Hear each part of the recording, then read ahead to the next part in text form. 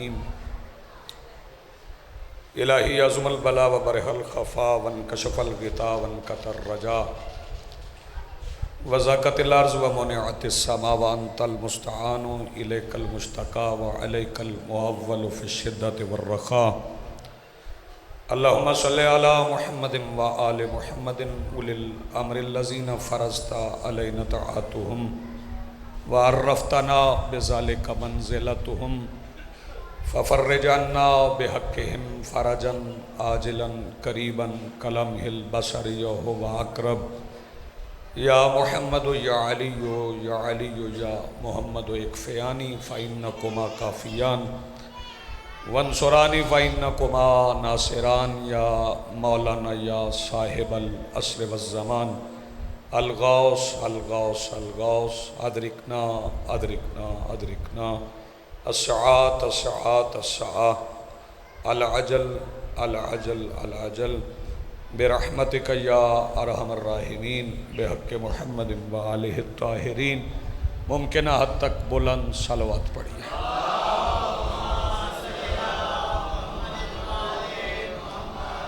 بسم اللہ الرحمن الرحیم الحمدللہ رب العالمین الذی کان موجودا قبل حدوث الاشیاء ویبقی بعد فناء الاشیاء والصلاة والسلام علی رسولہ الکریم و خاتم النبیین ابی القاسم محمد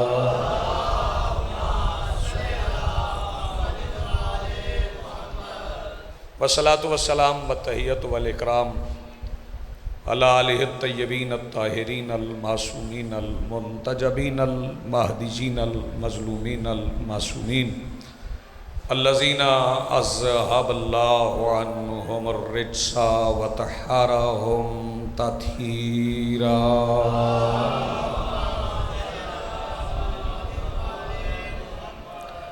ولعنۃ اللہ علی اعدائہم ومنکر فضائلہم من یومنا ھذا الی یوم الدین۔ اما بعد فقط قال اللہ تعالی سبحانہ فی محکم کتابہ المجید و فرقانہ الحمید و قولہ الحق۔ بسم اللہ الرحمن الرحیم وجعلناہم ائمۃ یہدون بامرنا وأوحینا الیہم فعل الخیرات واقام الصلاۃ وایتاء الزکوٰۃ وکانوا لنا عابدین۔ صلوات پڑھیے بلند آواز۔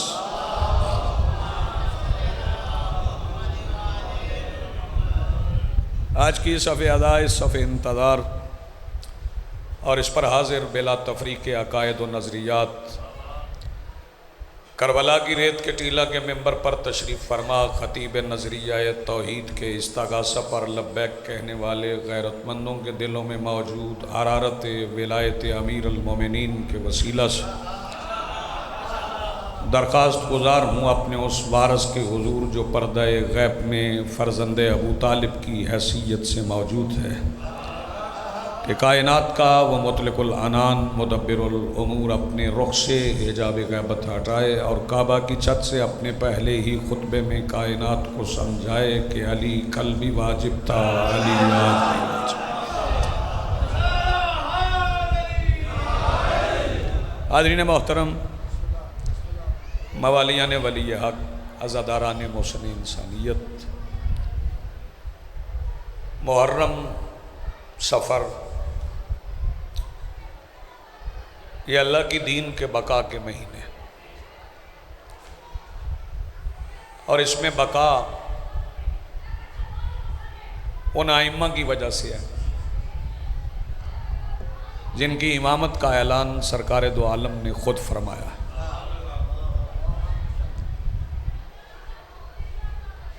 اور آپ وہ بندے ہیں جو اتنے خوش نصیب بندے ہیں جنہوں نے ان کو امام مانا ہے جن کی امامت میں کسی بندے کا کوئی ہاتھ نہیں ہے۔ بہت شکریہ، مہربان ڈاکٹر صاحب، شکریہ۔ آج چونکہ یہاں یہ پچھلے حضرات سے میں گزارش کروں گا تھوڑے متوجہ ہو جائیں، بھائی جان اگر زحمت نہ فرمائیں تو آپ صلوات اتنی بلند پڑھے انہیں احساس ہو کہ میں انہیں کچھ کہہ رہا ہوں۔ بھائی جان میں آپ سے مخاطب ہوں، مجلس میں تو مجلس نہ بنائے نا، ذرا ادھر متوجہ رہے۔ آج چونکہ چہلم کے عنوان سے بھی مجلس ہے، اور ویسے معتبر ترین ذرائع کے مطابق آج ایک امام کی شہادت کا بھی دن، موثق ترین روایت، وہ ہمارے 8ویں امام ہیں، میرے مولا والی خراسان، مسند نشین مشہد، ضامن آہو،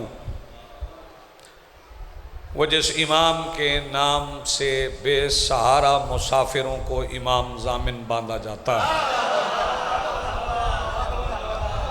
اس بادشاہ کی شہادت کا بھی دن ہے۔ تو میں کچھ فکرے اس مولا کے حوالے سے بھی آپ کی خدمات عالیہ میں عرض کروں گا۔ وہ اس لیے کہ مجھے یہ نہیں دیکھنا کہ کون کتنا بولتا ہے، وہ اس لیے کہ مجلس میں جتنے حضرات موجود ہیں، ویگ لو پکا کتنے بہ جو آ جاؤ ایتھے بہ جاؤ، صلوات پڑھو بلند آواز میں۔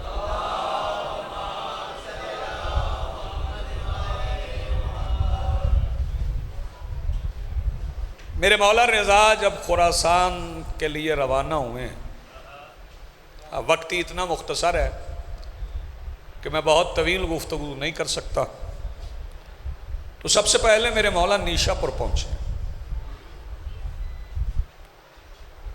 نیشا پور آپ جو زائرین گئے ہیں وہ جانتے ہیں، جو نہیں گئے مولا ان کو لے جائیں، جو پہلے گئے انہیں مولا بار بار لے جائیں۔ جب نیشا پور میرے مولا پہنچے ہیں تو وہاں استقبال کرنے والوں کا بڑا ہجوم تھا، بڑے لوگ تھے استقبال کرنے والے۔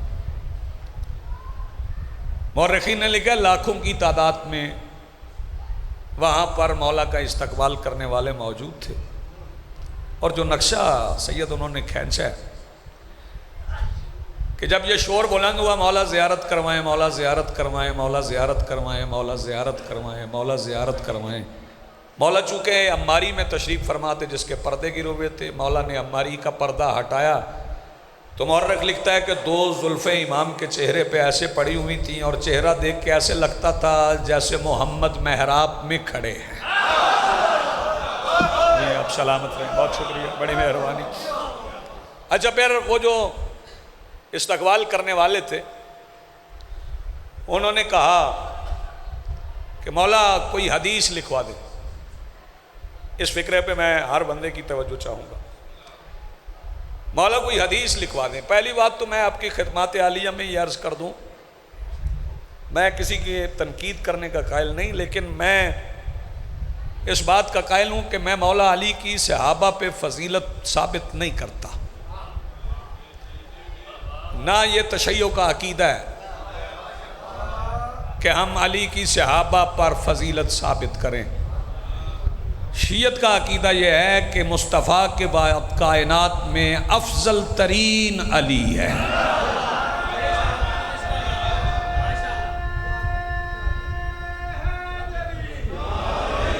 یا نہ علی کا کسی صحابی سے مقابلہ نہ کسی صحابی کا علی سے مقابلہ۔ میں ایک فکرہ کہوں گا اور آپ سننے والے جتنا آپ مناسب سمجھیں اتنا میرے ساتھ بولیے گا۔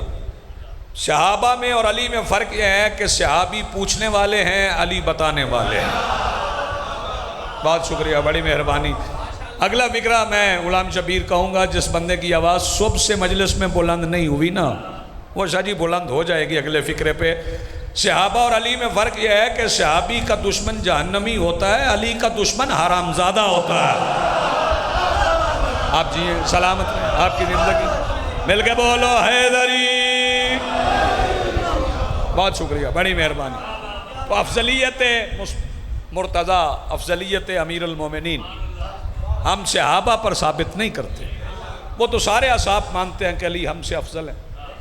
بیٹے میری طرف دیکھنا، سارے اصحاب مانتے ہیں کہ علی ہم سے افضل ہیں، ہم تو اپنے ائمہ کا ذکر کرتے ہیں۔ اور آج میں 8ویں امام کا ذکر کر رہا ہوں۔ بڑا ہجوم تھا لوگ کہہ رہے تھے مولا کچھ لکھوا دیں، کچھ لکھوا دیں، کچھ لکھوا دیں، کچھ لکھوا دیں۔ مولا رضا نے اماری میں بیٹھ کے ہی فرمایا قلم دوات نکالو میں لکھوا دوں۔ میں پاک منبر پہ کھڑا ہوں، اپنے زمانے کے محمد نے مانگا ایک نہیں لاکھوں نکل آئے۔ اس علاقے کا مجمع ہے، بیدار مجمع ہے، ایک نہیں لاکھوں نکلے۔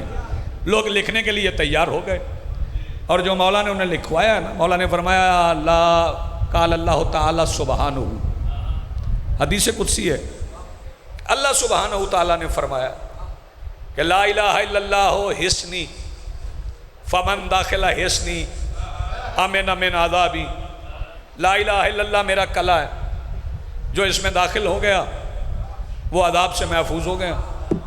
بندے حیران ہو گئے کہ صرف لا الہ الا اللہ پڑھنے سے ہی نہیں جاتا ہے۔ مولا نے فرمایا رکو ابھی اور لکھوانا چاہتا ہوں، بشرطہا و شروطہا، لا الہ الا اللہ شرائط کے ساتھ پڑھنا ہے، وَأَنَا مِن شُرُوطِهَا، اور میں لا الہ الا اللہ کی شرائط میں شامل ہوں مسجد۔ اس کے بعد نیشا پور کے شبیر صاحب، ایک فکرہ میں اپنے سامعین کی لوح دل پہ تحریر کرنا چاہتا ہوں۔ نیشا پور کے لوگوں نے کہا مولا یہاں پانی نہیں ملتا، اور فرمائیے کہ یہاں پانی نہیں ملتا۔ مولا نے فرمایا مل جائے گا ڈاکٹر احسان، مل جائے گا پانی۔ لوگوں نے پوچھا مولا کیسے؟ مولا نے فرمایا میں نے پانی نکالنے کے لیے کوئی ایڑیاں رگڑنی ہیں؟ جو ہاتھ نیچے رہ گیا ہے ثاقب شاہ جی، میں نے کوئی پانی نکالنے کے لیے ایڑیاں رگڑنی ہیں؟ جی بسم اللہ۔ میرے مولا نے پاؤں رکھا، پیر رکھنے سے ہی نیشا پور میں نگاہ، آپ تو جانتے ہیں پانی کا چشمہ ابل پڑا۔ ہاں آج تک جاری ہے، لوگ پانی بھر بھر کے وہاں سے لاتے ہیں، اور جو محمد کے خون کے پیر کا پانی نہیں لاتے ہیں وہ محمد کے پسینے کا پانی مکے سے لاتے ہیں۔ یار کہاں بیٹھ کے آپ سن رہے ہیں؟ وہاں پہ جناب اسماعیل نے ایڑیاں رگڑی تھیں، یہاں پر میرے مولا رضا نے پیر رکھا تھا تو یہاں پانی کا چشمہ نکل آیا۔ میرے مولا رضا بادشاہ ایران میں تشریف فرماؤ، اور ایک بات میں یہاں اور بھی کہہ دوں، میں پوری ذمہ داری سے، عقب میں مسجد ہے، سامنے بارگاہ ہے، مومنین کے ولایت والے کھلے ہوئے چہرے میرے سامنے موجود ہیں۔ میرے مولا رضا نے ساری زندگی ایک بار بھی ہارون کے بیٹے مامون کو امیر کہہ کے نہیں بلایا۔ ذرا توجہ، آپ ویڈیو سنتے ہوں گے، میں کسی کا نام نہیں لینا چاہتا، امام نے ساری زندگی مامون کو امیر کہہ کے نہیں بلایا، کیونکہ مامون مانگنے والا تھا، رضا دینے والے تھے، اور اگر میرے مولا رضا ایک بار بھی مامون کو امیر کہتے تو آج سارا ایران شیعہ نہ ہوتا۔ توجہ فرما رہے ہیں، آج ایران میں شیعت نہ ہوتی۔ یہ میرے مولا رضا کا معجزہ ہے۔ پھر میرے مولا رضا، میں جلدی جلدی گزر رہا ہوں، مولا رضا وہیں تھے، قحط پڑ گیا، قحط اتنا پڑا کہ سبزے نے زمین سے سر نکالنا چھوڑ دیا۔ تو مامون کی ماں کہنے لگی جب قحط اتنا پڑ گیا تو پھر جاؤ ان کے پاس۔ کہنے لگا کس کے پاس؟ توجہ، وہ کہنے لگی وہ جن کے دادا نے ان کے نانا کو ہاتھوں میں اٹھا کے پانی مانگا تھا تو بادل برسے تھے۔ آپ حیران ہو کے سنیں گے، میں حیران ہو کے پڑھتا رہوں گا، اپنی آوازیں بچائیں گے تو بچی ہوئی آوازیں گھر میں لڑنے کے علاوہ تو کسی اور کام نہیں آئیں گی۔ مامون میرے مولا کی خدمت میں آیا اور آگے کہنے لگا اب جسے فضیلت کا فکرہ ہضم نہ ہونا وہ اپنی چیکنگ ضرور کروائے۔ میں فکرہ کہنے جا رہا ہوں، مامون نے آگے کہا مولا نماز استسقاء پڑھوا دیں تاکہ بارش برس جائے۔ مولا نے فرمایا تو نے نماز کا کہا ہم پڑھا دیتے ہیں، ورنہ تو ابھی مانگ لیتا ہم ابھی دے دیتے۔ جی آپ سلام، آؤ نہیں صاحب جی، بسم اللہ۔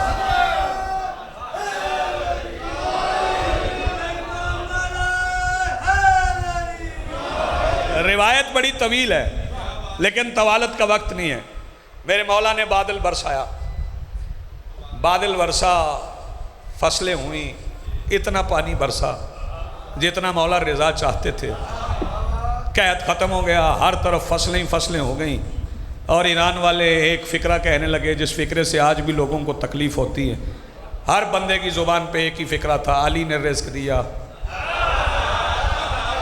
سارے ہلانے والا زبان تو ہلا سکتا ہے نا. علی نے رزق دیا.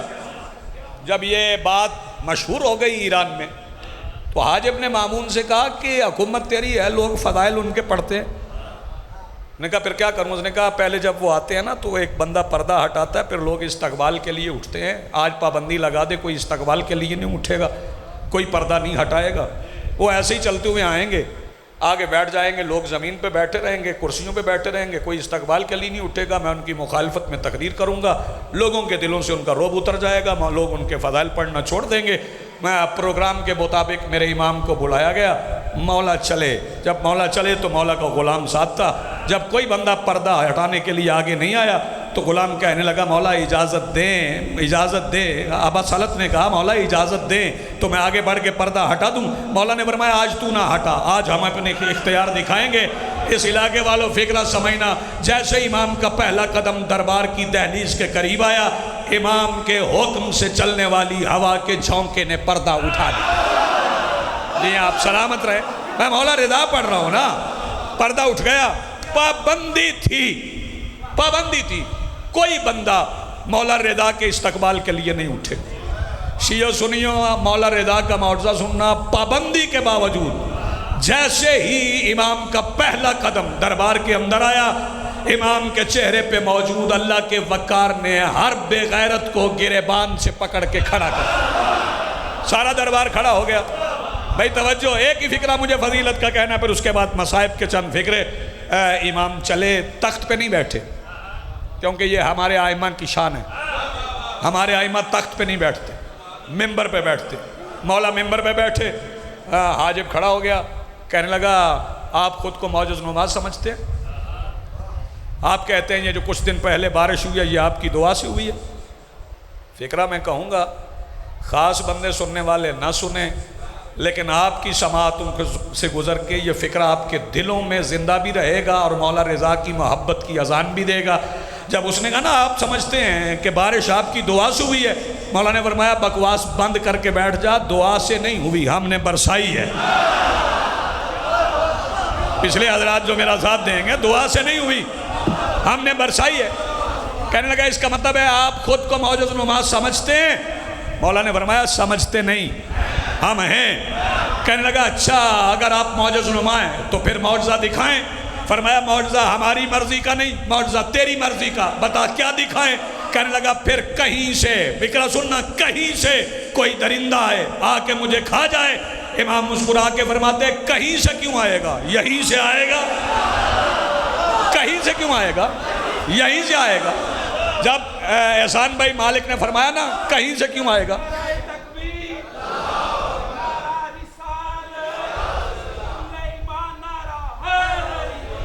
جی بسم اللہ، کہیں سے کیوں آئے گا، یہیں سے آئے گا.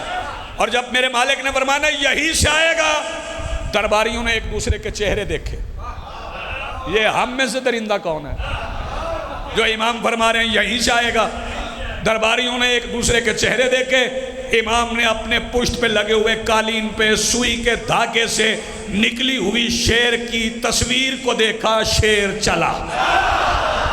جی آپ سلامت رہیں. امام نے تصویر کو دیکھا، شیر چلا. شیر چلا. امام نے فرمایا فخذ ھذا الرجل، اس آدمی کو کھا جا. توجہ، کھا کے شیر آ گیا، کھا کے شیر آ گیا. اب ذمہ داری ہے کتابیں پڑھ لیں، اٹھائیں کتابیں. منتہی الاعمال اٹھا لیں، دمۃ الثاقبہ اٹھا لیں، بحار الانوار اٹھا لیں. شیر نے آ کے زمین پہ سر رکھا. کیا رکھا ہے؟ زمین پہ. زمین پہ سر رکھنے کا مطلب کیا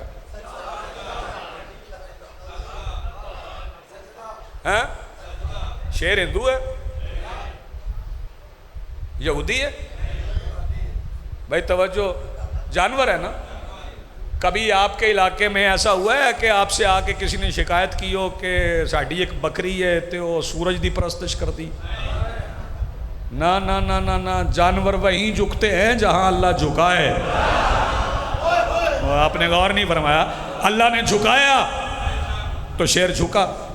پھر شیر نے مولا سے گفتگو کی، اپنی زبان میں نہیں، عربی زبان میں. جانور کو عربی آ گئی. توجہ، امام چاہیں تو جانور کو بھی آ جاتی. ہاں، اور اگر امام کی محبت نہ ہو تو کسی کو بھی آتی ہو، فائدہ کوئی نہیں ہے. توجہ فرمائیے گا.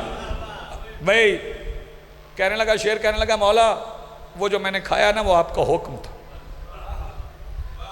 اب غلام کی بھی ایک خواہش ہے. مولا نے فرمایا کیا؟ کہنے لگا جی آپ کا اصلی دشمن تو پہلو میں بیٹھا. عربی میں کہا ہی اس لیے تھا، اس کا یہ کہنا تھا کہ بے ہوش کو غش آ گیا. یار جنہیں فکریں سمجھ آتے ہیں، بے ہوش کو غش آ گیا. نوکروں نے تلوے ملے، جب ہوش میں آیا تو ادھر ادھر دیکھا، کہنے لگا مولا شیر. فرمایا وہ دیکھ. دیکھا تو تصویر تھا. کہنے لگا تصویر، پھر شیر، پھر تصویر، شیر سے پھر تصویر. مولا نے فرمایا اب تو بیٹھ، مان جا، ہم جب چاہیں شے کو لا شے کر دیں. جی آپ سلامت رہیں. جب چاہیں لا شے کو شے کر دے. چلے ایک واقعہ اور سناؤں. مامون کو، شاہ جی میں فکرہ کیا، چلے میں لفظ بدل دیتا ہوں. ناسور کو ناسور نکل آیا. یار آپ کی مرضی ہے نا. ناسور کو ناسور نکل آیا. بڑے درباری حکیم تھے، انہوں نے بڑے علاج کیے لیکن شفا نہیں ملی. جب شفا نہیں ملی، سارے سرکاری حکیم ناکام ہو گئے. تو پھر اس کی ماں نے کہا انہیں بلاؤ جن کے دروازے کی کنیز ہے حکمت. میرے مولا تشریف لائے. آخری فکرہ فضیلت کا کہہ رہا. مولا نے زخم دیکھا جو ہڈی تک اتر گیا. مولا نے فرمایا کوئی بات نہیں، شام کا وقت ہے، صبح تک ٹھیک ہو جائے. مولا وہیں بھی کر سکتے تھے لیکن مولا نے کچھ سمجھانا تھا. مولا نے فرمایا ایک دوا میں بتاتا ہوں، وہ لاؤ، اس کے زخم پہ رکھو، ٹھیک ہو جائے. وہ سمجھے پتہ نہیں کس جنگل میں بھیجیں گے جڑی بوٹی لانے کے لیے. مولا نے فرمایا جنگل میں جانے کی ضرورت نہیں، بکری کی مینگنیاں لاؤ. یہ بچے کو بیٹھا ہے. بکری کی مینگنیاں لاؤ، اس کے زخم پہ رکھ کے پٹی باندھ دو، صبح کھول دینا، زخم ٹھیک ہو جائے. انہوں نے باندھ دی. سرگوشی یہ کرتے رہے کہ یہ کیا علاج کا طریقہ. صبح پٹی کھولی، زخم تھا ہی نہیں.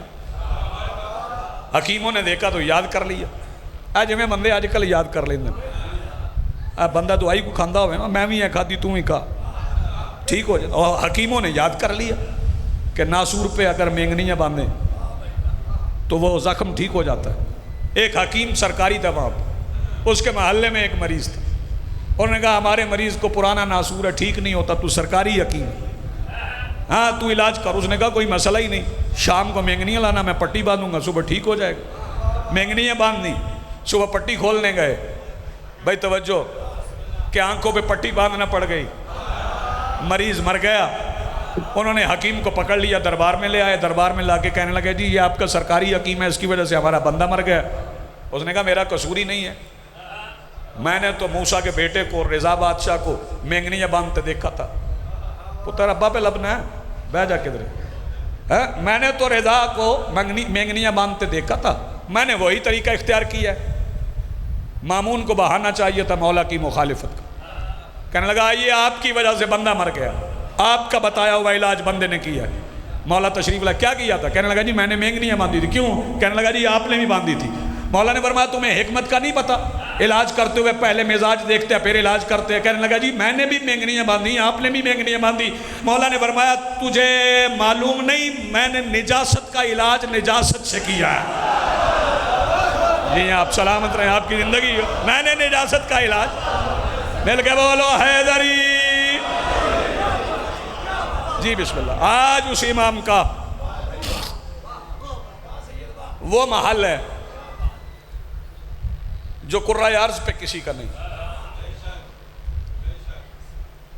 میرے امام کا وہ محل ہے جو قرۂ عرض پر، آؤ جی اور فقط آ جاؤ، کسی کا وہ محل نہیں. میں نے پہلی بار اس محل کی زیارت کی 2002 میں، اور جب زیارت سے واپس پلٹا، جب حرم سے نکلا تو میں نے زیارت پڑھی، السلام علیکہ یا غریب الغرباء.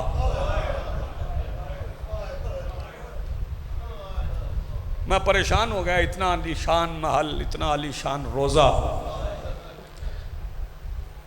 حسین صرف غریب اور رضا غریب الغربا۔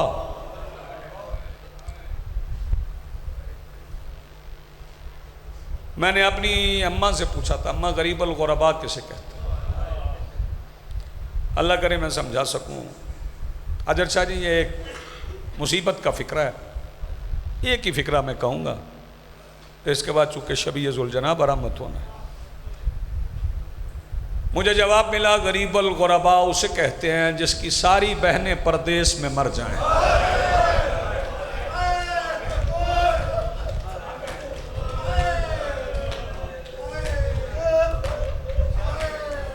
مولا سجاد سے لے کر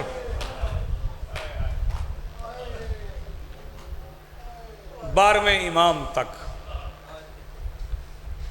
ہر امام میرے مولا حسین کا عزادار ہے۔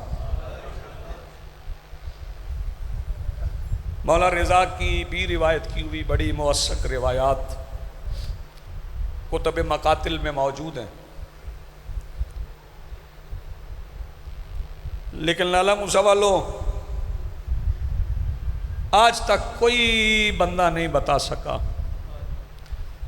کہ یزید کی فوج نے حسین کو کتنا مارا۔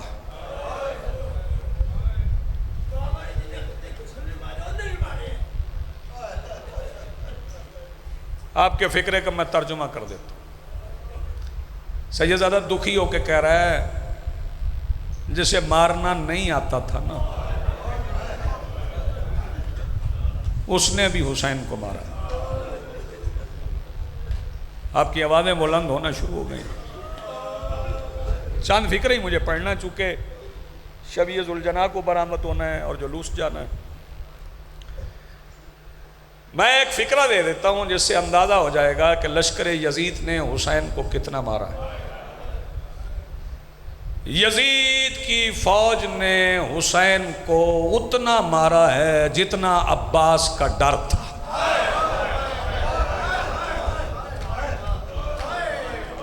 سبحان اللہ، مرحبا، آپ کی آوازیں بلند ہو گئیں۔ جی ہیں، آپ سلامت رہیں، کبھی اولاد کے غم میں نہ رہیں۔ شہزادی کسی اور غم میں نہ رلائے۔ اکیلا رہ گیا بطول کا لال۔ اچھا، میں 28 سال ہو گئے ممبر پہ، 12-13 سال ویسے بھی پڑھا۔ اس 41-42 سال کے عرصے میں مجھے یہ سمجھ نہیں آئی کہ یزید کی فوج نے حسین کو قتل کرنے سے پہلے زیادہ مارا ہے۔ جزاک اللہ، مرحبا، یا قتل کرنے کے بعد زیادہ مارا۔ میں پہلے ایک روایت پڑھ دوں، سارے شامل ہو جائیں، پھر مولا کی تیاری پڑھوں گا۔ اگر تیاری آپ سن سکے تو پھر ضربیں بھی پڑھ دوں گا، ضربیں سن سکے تو پھر میں نہر بھی پڑھ دوں گا، نہر سن سکے تو پھر میں ذبح بھی پڑھ دوں گا۔ لیکن پہلے ایک روایت سن لیں۔ یہ روایت عام ہستی کی نہیں ہے، یہ شریکت الحسین شہزادی کی روایت ہے، یہ سلالت الولایت کی روایت ہے، یہ فاتح شام کی روایت ہے۔ جس جوان کو ابھی سمجھ نہیں آئی نا اسے بتا دوں یہ حسین کی بہن کی روایت ہے۔ شہزادی فرماتی جب خیمے جل گئے تھے نا، میں خیموں کی راکھ پہ کھڑی تھی، جب گھوڑوں کو نئی کھوریاں لگ گئی تھی، نئی نالیں لگ گئی تھی، شہزادی فرماتی میں اتنا قریب کھڑی تھی، جب پہلا سم حسین کے سینے پہ آیا ہے میں نے زندگی میں دوسری بار پسلی ٹوٹنے کی آواز سنی ہے۔ سیدہ آپ کو سلامت رکھے، ہائے کر کر ہونا۔ دو شہید ایسے ہیں ڈاکٹر احسان، پتہ نہیں کون سا بندہ جو آواز بچائے، اور جب شبیہ ذوالجناح برآمد ہونا ہو تو پھر حسین کے قتل کی چشمدید گواہ، حسین کی 3.5 سال کی بیٹی اپنی دادی کے ساتھ پرسہ لینے آتی ہے۔ جو بندے آوازیں بلند کر سکیں وہ میرے لیے نہیں، ایسے آوازیں بلند کرنا جیسے جنازے کا استقبال کیا جاتا ہے۔ 2 شہیدوں کے تابوت نہیں نکلتے، ایک میرے مولا عباس کا، ایک میرے مولا حسین کا۔ ذاکرین بھی مجلس میں بیٹھے، اللہ کرے میں سمجھا سکوں، بتاؤں کیوں تابوت نہیں نکلتے؟ اور بدھو کالس کی امام بارگاہ میں بیٹھے ہوئے ماتمیوں، تابوت ان کے نکلتے ہیں جن کے جنازے کسی نے اٹھائے ہو۔ شہزادی آپ کو سلامت رکھے، سید کونین آپ کو سلامت رکھے، ہائے کر کے رونا بھائی، تابوت ان کے نکلتے ہیں جی بسم اللہ جن کے جنازے کسی نے اٹھائے ہوں۔ نہ عباس کا کسی نے اٹھایا، نہ حسین کا کسی نے اٹھایا۔ بس میں بالکل قریب آ گیا، آخری وقت ہے، اکیلا رہ گیا بطول کا لال، جنت کا شہزادہ پھٹا ہوا لباس پہن کے نکلا۔ ہاں میں رک کے ذرا پڑھتا ہوں، یہاں جلدی نہیں کروں گا۔ یہ میرے مولا حسین کی شہادت پڑھنا آسان کام نہیں ہے، بڑی طویل جنگ ہے۔ میرے مولا حسین جب کسی شہید کو بھیجتے تھے، جب وہ شہید ہو جاتا تھا تو لشکر یزید غلام حسین شاہ اس کے جنازے پہ قبضہ کر لیتا تھا۔ پھر میرے مولا حملہ کرتے تھے، اپنے شہید کا بدن اتھر چھڑاتے تھے، پھر اٹھا کے لاتے تھے، اس دوران جنگ بھی کرتے تھے۔ سارا دن حسین لڑتے رہے۔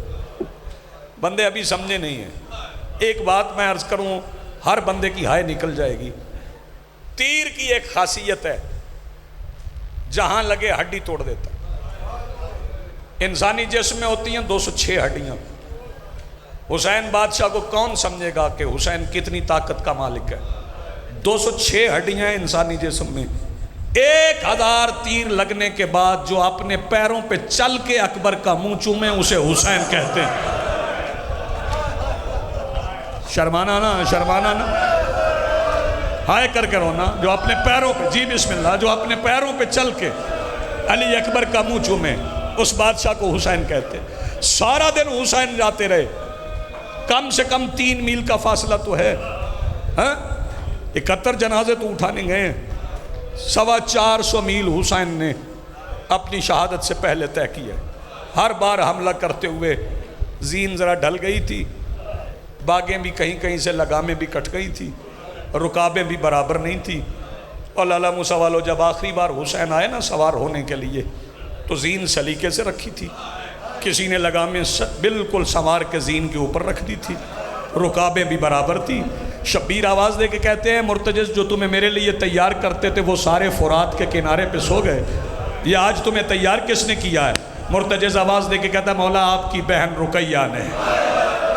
سیدہ سلامت رکھے ہو جوانوں، ہائے کر کے رونے والوں، آپ کی بہن رقیہ نے۔ شبیر رکے نہیں مرتجز کے پاس، جلدی جلدی سیدہ رقیہ لاہور والی شہزادی کے خیمے میں آئے، آواز دے کے کہتے رقیہ ساری زندگی بطول زادیوں کی چادروں میں پلی ہو، یہ گھوڑے تیار کرنا کس نے سکھایا ہے؟ بی بی رقیہ آواز دے کے کہتی ہے بھیا کل ساری رات عباس میرے خیمے میں مرتجز کو کھڑا کر کے کبھی زین رکھتے تھے کبھی زین اتارتے تھے۔ میں نے کہا بھیا یہ کیا کر رہے ہیں؟ تو فرمایا کل میرے مولا نے اکیلے رہ جانا ہے، یہ گھوڑا تیار کرنا سیکھ لے۔ حسین نے بہن کا شکریہ ادا کیا۔ میں دیکھ رہا ہوں ہر آنکھ پرنم ہو گئی، ہر آنکھ تیار ہو گئی۔ دو فکریں اور سنو، حسین خیمے سے نکلے، مرتجز نے گھٹنے زمین پہ لگائے، حسین مرتجز پہ بیٹھے، مرتجز کی پشت پہ بیٹھ کے، شبیر سے زیادہ جلدی ہو نہیں سکتی تھی۔ شبیر آواز دے کے کہتے ہیں مرتجز چل، چلا نہیں چلا، پھر فرمایا چل نہیں چلا۔ جب تیسری بار شبیر نے فرمایا نا چل، مرتجز نہیں چلا۔ حسین آواز دے کے کہتے ہیں مرتجز تھک گیا ہے، جا میں آزاد کرتا ہوں، میرے نانا کے روزے پہ چلا جا، میں پیدل چلا جاؤں گا۔ اگرچہ سنی بیٹھا اس کی بھی ہائے نکل جائے گی۔ مرتجز آواز دے کے کہتا ہے مولا آخری وقت میں ساتھ چھوڑ جو، میں کوئی مسلمان ہوں۔ شبیر آواز دے کے کہتے پھر چلتا کیوں نہیں؟ مرتجز آواز دے کے کہتا مولا آپ کے گھر کا پرانا نوکر ہوں، مجھے پتہ ہے آپ کے گھر میں باپ بیٹیوں کے لیے رکتے ہیں۔ شبیر آواز دے کے کہتا ہے کس بیٹی کے لیے رک گئے ہو؟ آواز دے کے کہتا مولا میرے سموں میں دیکھو۔ مولا نے دیکھا 3 سال کی سکینہ گھوڑے کے سموں کے گرد بازو حمائل کی ہوئے کہہ رہی تھی نہ جانا سکینہ یتیم ہو جائے گی۔ جو بندہ ابھی تک شامل نہیں ہوا اسے شامل کرنا چاہتا ہوں۔ حسین مرتجز کی پشت سے اترے، مٹی پہ حسین بیٹھے، 3.5 سال کے قرآن عصمت کو رحل امامت میں رکھا، میں دیکھ رہا ہوں کچھ بندے تیاری کر رہے ہیں، کچھ ابھی تیار نہیں ہوئے۔ شبیر نے بیٹی کا وہ سر چوما جو ابھی زخمی نہیں ہوا تھا، آئے جو ابھی زخمی نہیں ہوا تھا۔ شبیر آواز دے کے کہتے ہیں بس سکینہ آج کے بعد یہ سینہ نہیں، پتھر پہ جگہ ملے وہاں نماز پڑھنا، ریت پہ جگہ ملے وہاں نماز پڑھنا۔ سجاد سے نہ کہنا ان کی گردن میں تو ہاتھوں میں ہتھ کڑیاں، کمر میں لنگر، پیروں میں بیڑیاں۔ بس سکینہ سجاد سے نہ کہنا۔ عزادارو یہ کہنا تھا کہ سکینہ بابا کے زانوں سے اٹھی، بتاؤں چلی کیسے؟ جب شہزادی چلی نا تو لالا موسیٰ والو وہ جس کا ہاتھ اکبر کے سینے سے برچھی کھینچتے ہوئے نہیں کانپا نا، وہ شبیر دھاڑے مار کے روئے۔ سوال کرو آدمی حسین کیوں روئے؟ حسین نے اپنی زندگی میں اپنی بیٹی کو یتیموں کی طرح چلتے دیکھا۔ ہائے کر کے ایک بار آواز بلند کرنا، شبیر نے اپنی بیٹی کو اپنی زندگی میں یتیموں کی طرح چلتے دیکھا۔ فرمایا سکینہ، سکینہ پلٹی نہیں، آواز دے کے کہتی بس صحابہ وہ صبر دکھاؤں گی کہ تیرے قاتل بھی کہیں گے یہ بھی زہرا ہے، یہ بھی زہرا ہے۔ بس عزادارو شہزادی چلی گئی، کیونکہ شبی ذوالجناح تیار ہے، میں نے انتظار نہیں کروانا، بالکل قریب آ گیا ہوں۔ حسین لڑتے رہے، صفیں پلٹتی رہی کہ لڑتے لڑتے زخمی پسلیوں سے اٹھا ہوا ہاتھ حسین کی کلائی میں آیا۔ آواز آئی حسین وہ بچپن کا وعدہ وفا کر جو نانا کی پشت پہ کیا تھا، جس بندے کا ہاتھ ابھی سینے پہ نہیں آیا۔ لالا موسیٰ والو حسین نے تلوار کو نیام میں رکھنا شروع کیا، ابھی تلوار نیام میں آئی نہیں تھی کہ زجر بن قیس نے پہلا نیزہ حسین کی پسلیوں میں مارا کہ حسین کی آواز آئی ماں ماں میری بھی ٹوٹ گئی۔ بس عزادارو حسین نے سجدے میں سر رکھا، حسین نے سجدے میں سر رکھا۔ نامی ضرب تک نبی چلے گئے، نامی ضرب پہ سکینہ فرات کے کنارے کنارے دوڑی، وہاں آئی جہاں چاچا غازی پڑا تھا، چاچا کے سینے پہ رکھ کے سر رکھ کے سکینہ کہتی ہے چاچا شمر نے میرے بابا کو تمانچے، ماتم حسین